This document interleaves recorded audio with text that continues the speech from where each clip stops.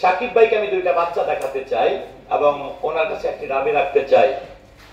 আমরা দেখেছি সাকিব ভাইয়ের দুইটি সন্তান আছে, সন্তানের ব্যাপারে তিনি আপোষহীন, সন্তানের ব্যাপারে তিনি দায়িত্ববান।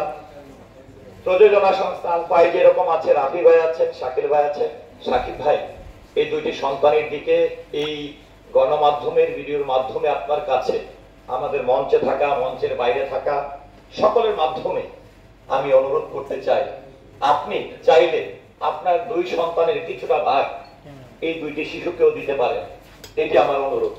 একটি সময় বলা হতো শাকিব খান গার্মেন্টস এর হিরো, একটি সময় বলা হতো শাকিব খান রিক্সাওয়ালাদের হিরো।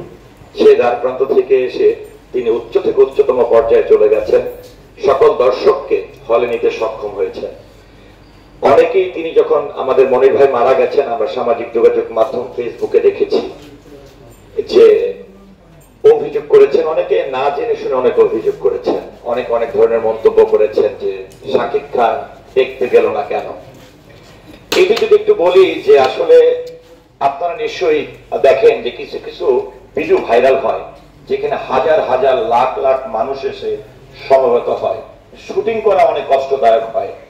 এবং এটিরও আমার মনে হয় অনেকটা কারণ যে বাংলাদেশের দর্শকই কিন্তু সবচেয়ে বেশি কোন শুটিং এ ছুটে আসে, যেটি পার্শ্ববর্তী রাষ্ট্র বা কোথাও শুটিং করলে এরকম হয় না।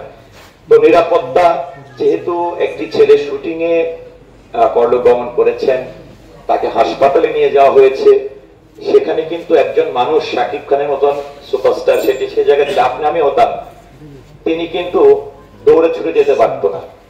আবার অনেকেই দেখেছেন যে শিল্পীদের জন্য বা এরকম সিচুয়েশনে শাকিব খানের ভূমিকা কি থাকে, এটিও আজকে আপনাদের মাধ্যমে একটু স্পষ্ট করতে চাই।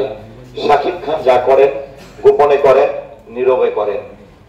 আমি বরাবরই বলে থাকি শাকিব খানকে নিয়ে আমাদের অ্যানালাইসিস করা, স্টাডি করার অনেক কিছু আছে। যত ঝড়ঝাপটা হোক, কারো বিরুদ্ধেও কথা বলে না, কারো পক্ষেও কথা বলে না, কোন শত্রুকেও স্পষ্ট করে না। অসুস্থ হবার পর থেকে মৃত্যু পর্যন্ত খবর দেয়া পর্যন্ত সর্বক্ষণই ওনারা যোগাযোগ রেখেছেন, লোক পাঠিয়েছেন। তো এভাবে পাশে থাকাটার জন্য অবশ্যই ওনারা ধন্যবাদ অবশ্যই পেতেই পারেন। আর সবচেয়ে বড় কথা হচ্ছে মৃত্যুটা তো আসলে বলে কয়ে আসে না। যদি বলে কয়ে আসতো তাহলে হয়তো বা অনেকে আগে থেকে সাবধান হতে পারত। তো সবই আল্লাহর ইচ্ছা। সবচেয়ে বড় কথা, যারা দাবি দেন তারা হচ্ছে আসল হিরো, ওনারাই কিন্তু আসল হিরো।